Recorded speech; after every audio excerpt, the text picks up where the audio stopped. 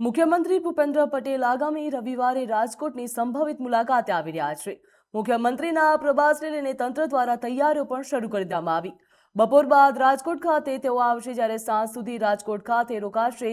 અલગ અલગ 3 જેટલા કાર્યક્રમોમાં તેમના દ્વારા હાજરી પણ આપવામાં આવશે.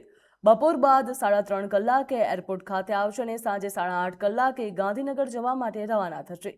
સૌરાષ્ટ્ર યુનિવર્સિટીના નવનિર્મિત ઓડિટોરિયમનું લોકાર્પણ કરવામાં આવશે. આ ઉપરાંત થોરાળાના ખેડૂતોના આશરે 50 વર્ષ જૂના પ્રશ્નોનો ઉકેલ પણ લાવવામાં આવશે, જે અંતર્ગત મુખ્યમંત્રી અને સરકારના આભાર વ્યક્ત કરવામાં આવ્યો છે.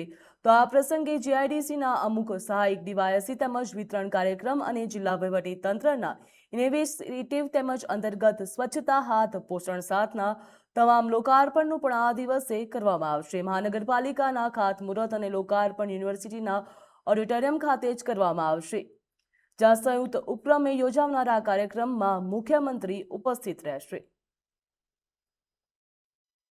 માનનીય મુખ્યમંત્રી શ્રીની 1 તારીખે સન્ડેના રોજ રાજકોટમાં જે ટેન્ટેટિવ વિઝિટ છે, આ સંદર્ભમાં માનનીય મુખ્યમંત્રી શ્રીનો 4:30 થી 5:30 વાગે પૂજિત રૂપાણી ટ્રસ્ટનો કાર્યક્રમ છે.